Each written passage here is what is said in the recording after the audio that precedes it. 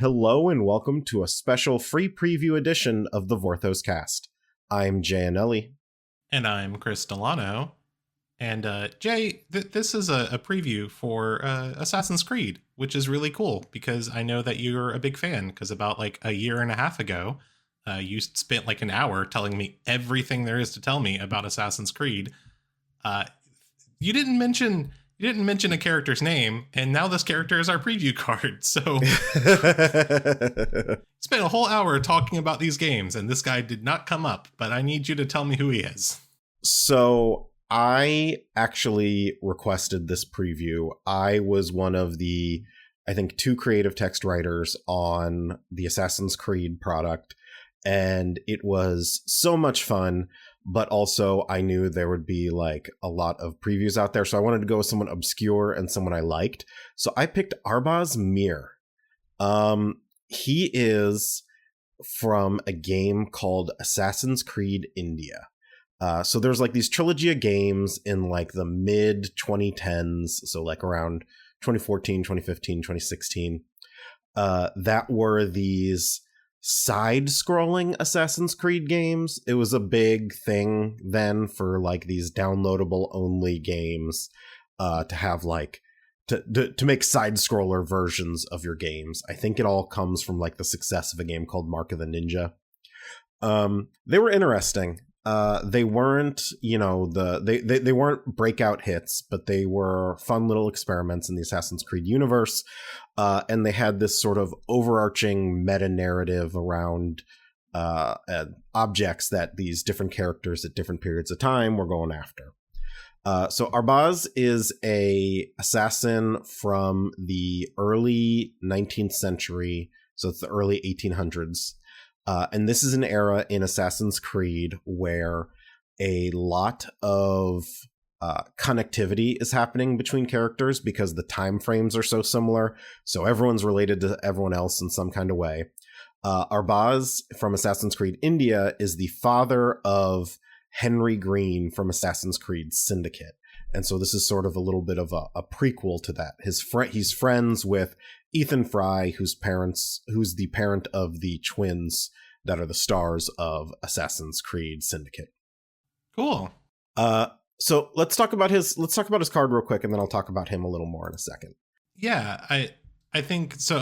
I'll go ahead and read his card since you told me everything about him that I don't know, but I do know his card. His name is Arbaz Mir. He's a legendary creature human assassin, and he is red and white, as he costs red and white, just the 2 mana.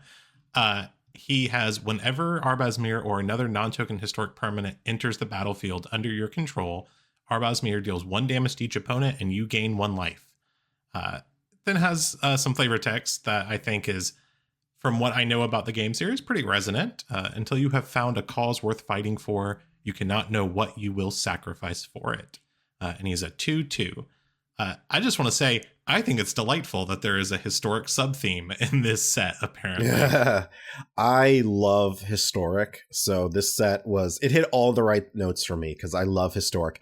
But yeah, the set's got like, it has a lot of legendaries. It has a lot of artifacts, both of which are very resonant with Assassin's Creed. So of course, historic is a perfect mechanic for all of this. So Arbaz is also throwing in the main image, not the Animus frame that they also have. He is throwing a chakram, like a bit, one of that big circle bladed throwing thing that Xena Warrior Princess has too. That's really how it kind of got famous in pop culture. I like that because that's kind of a unique weapon. We don't see any of the other assassins using anything like that. I also like him as a character. He's sort of he's a little bit Aladdin. So he's not from Agrabah or Baghdad or anything like that. But he started his life as a thief before falling in with the assassins, and he ends up falling in love with Princess Piara, who is the daughter of the Maharaja of the Sikh Empire.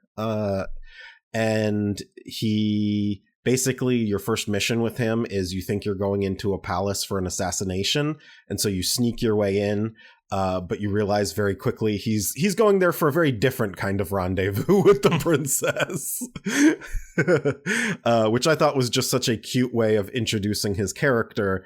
And he's not really a playboy, not like Ezio was. Like, he cares about this one woman, but he is a much more lighthearted character than some of the assassins, especially some of the ones we've gotten recently. Very reminiscent of Ezio in that way, where he is a bit more wisecracking, a bit lighter, a bit more humorous, a bit less dark. He's not trying to be Batman, right? So yeah, I just like his character. I'm very happy with this card. You know, I did not expect...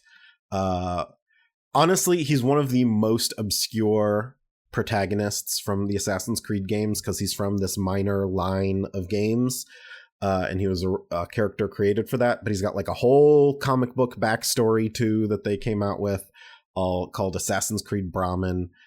So there's quite a bit to him, and he's just a fun character. I'm really glad he got a card. I am definitely gonna windmill slam this into several decks, because, you know, who doesn't like whenever a historic permanent enters the battlefield, you deal a damage and you gain a life? Like, that's going to be so useful in many of my decks. Well, they did put the coward's non-token on there, but I understand they don't want to kill the entire table whenever you just, like, I don't know, play a dockside extortionist. Yeah, I mean, that's fair. That is fair, but, you know, I can still deal a lot of damage with him. I can't believe they gave you a deep cut obscure character for your preview.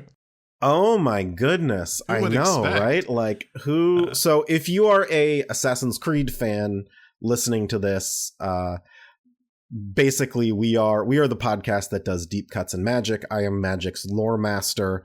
I am also very passionate about Assassin's Creed. So that's where these two interests meet. I'm a creative text writer for Wizards of the Coast, and I had reached out to them and let them know when they first announced the Assassin's Creed partnership. I'm like, I am about as into Assassin's Creed as I am into Magic, and you guys pay me for Magic lore stuff. So, and it worked out nicely for me. I got to work on one of the franchises I really love with this. So yeah, it's a good time. All right. Well, if you want more information about Assassin's Creed, you can go back and listen to our episode from October of 2022, where Jay spent an hour telling me all of the wild story lore of Assassin's Creed. And otherwise, thank you for listening. Thank you all for listening. This has been a free preview edition of the Vorthos Cast.